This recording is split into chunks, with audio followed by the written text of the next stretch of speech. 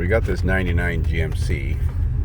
It's actually a mess because it has a computer in it for a 6 liter. It's got a 6 liter V8 gas engine in it, but it originally had a 5.3. A couple of weeks ago it was here because the fuel gauge wasn't working, and I repaired that. Now it's randomly stalling, running shitty. I'm looking at data in the engine control computer while it's running, as well as fuel pressure up on the gauge on the windshield there in case the fuel pressure drops. And the one thing that stands out is the map voltage is 4.8 volts. Barrel reading looks realistic over here at 26.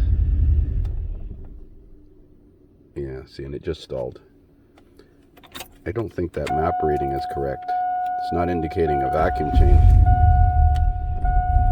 This inches of mercury should be significantly less now that it's running. I'm going to see if I have another map sensor for this thing. So it's actually set the map sensor code for barrel pressure signal high. It has an EGR code because the 6 liter originally had a EGR valve, but the engine that was in this truck was a 5.3 and it never had the EGR valve, so they didn't bother installing all that stuff from the 6 liter. And they're using the 5.3 wiring harness, so it doesn't have a connector for the EGR control or the EGR signal sensor, so it's out of range. But that's secondary. That problem was there before, and the map sensor is new. So I found a previously enjoyed map sensor. This is the original one with the paint dot on it. It lives back here on the top of the intake manifold, so we're going to install this one. It's pretty simple to put in. Little dielectric grease on the seal, snaps in, and then the connector plugs in.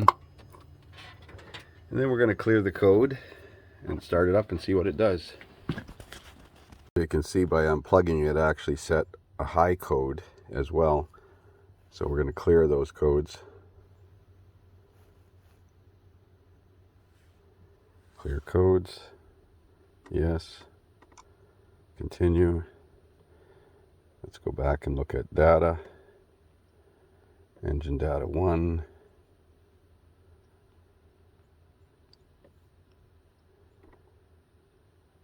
And map. Barrel. And map voltage. Okay, let's see what happens when we start it up. That's better. 13 inches of mercury, 1.8 volts. Now this is a speed density engine, so it really only uses the map sensor for barometric pressure and a backup in case the mass airflow sensor fails. But definitely that was a problem. So we're going to take it for a road test now and see how it runs. You know, I was just thinking as I was closing the hood on this car that it was about time I got something that wasn't crazy complicated. You just saw this map sensor read properly while it was running. I start the vehicle back up and it's back to 4.75 volts. So there's obviously a problem in the wiring. I wonder if it's right at the connection, unless I put in a defective map sensor, but the chances of putting in a used one with exactly the same problem is slim to none. Oh boy. Well, let's go and manipulate the wiring at the sensor while we watch this map sensor voltage, because it's indicating barometric pressure right now. The map sensor voltage is 4.8 volts. Watch what happens. I'm just moving the connector on the ECM. There's a problem with that connector. So here's this connector that I was moving, and you can see the top corner of it is damaged.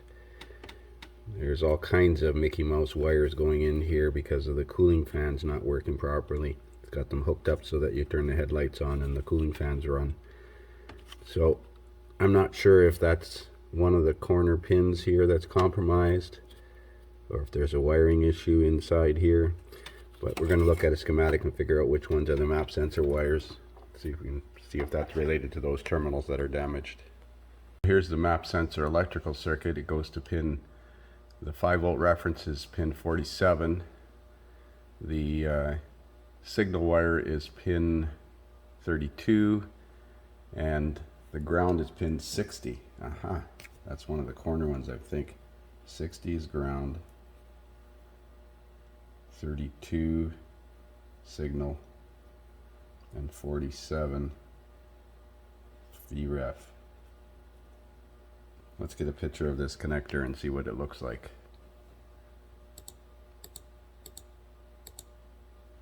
Connector view. Engine control module.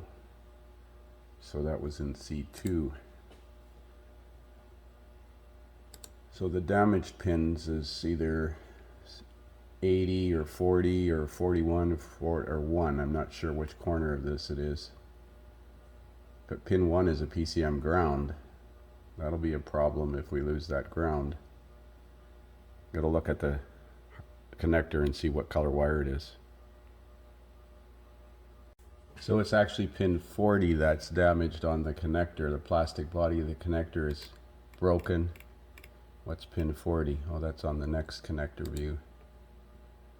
Pin 40 is a PCM ground as well. Okay, well, and 47 is yellow black. According to this, that's, maybe I looked at the wrong diagram. Okay, my mistake. It's actually connector 1, not connector 2. But chances are that it was a black and white wire in that pin. So I was looking at the wrong connector view. I need to look at this one. Let's see what pin 40 is. PCM ground, just the same. And 32, let's blow this up a bit. 32, here it says it's a Prundle A input. Oh brother. Well, typical, there's a discrepancy in the schematic versus the pinout here. 47 is the map sensor reference voltage, and 60 down here is the map sensor signal. But it says in the schematic that pin 32 is the map sensor, no, 60 is the map sensor ground, and 32 is the map sensor signal. Well, 32 on this diagram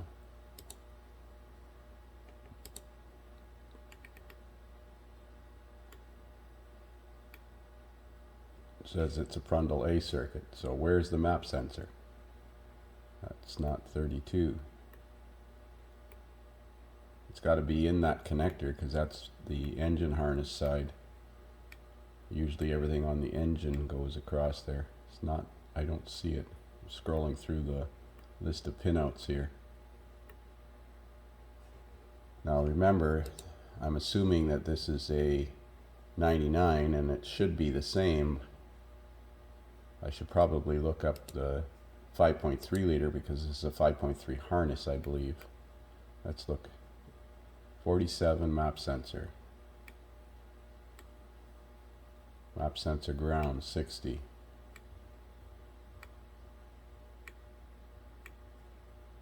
Where the heck is the map sensor signal wire? Could it be on the other connector?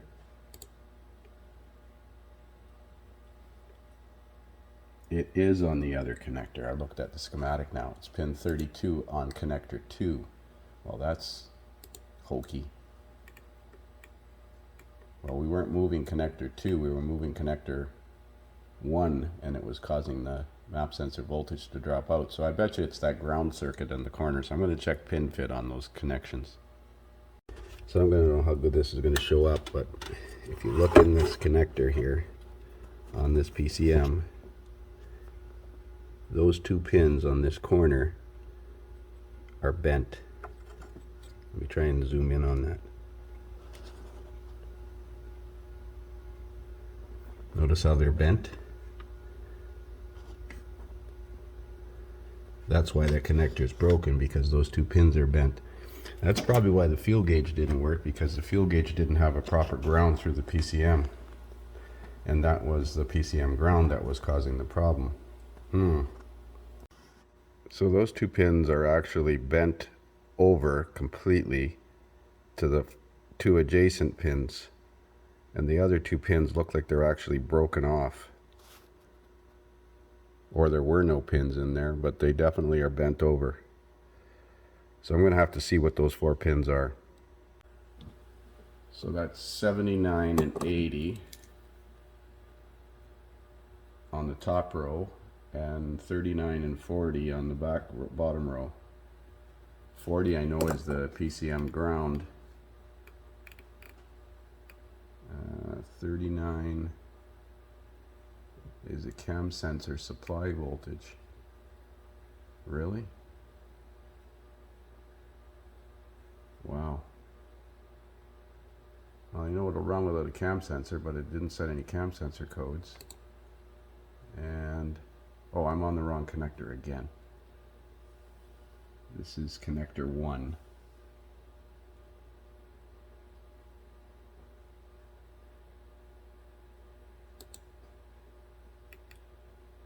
Connector 1. What color is this connector? Blue. Let me go double check that. Okay, this is the blue connector. So it is actually the same 4 pins, but let's go 39 and 40 on this connector. 39 is not used, so that's good. 40 is the ground, we need that one. And on the other connector, connector 1, blue connector, 79 and 80 are the other 2 pins that are compromised. 79 is the 3-2 shift solenoid control, and 80 is the fuel level sensor ground. That's why we didn't have a fuel gauge problem. That's why we had a fuel gauge problem before, because that pin is compromised. Okay, so I think we're in luck. I looked at the connector on the vehicle, and there are no wires in those 2 terminals where the terminals are broke off in the ECM, so it's irrelevant that they're broken off because there's no physical circuits in there. There's the connector there. The brown is pin 40, and on the other side of the connector there is a orange wire, but nothing in the next 2 locations. So I managed to straighten out that pin, and I checked the pin grip and it seems decent. The seal is kind of rolled in here, so we're going to fix that seal, and then we're going to put some dielectric grease on the seal and put it back together and hope for the best. So I managed to get the connector back on, and looking at map voltage now, key on, engine off, it reads 4.6. I'm going to put a vacuum pump on it. No, I'm just going to start it and wiggle the connections.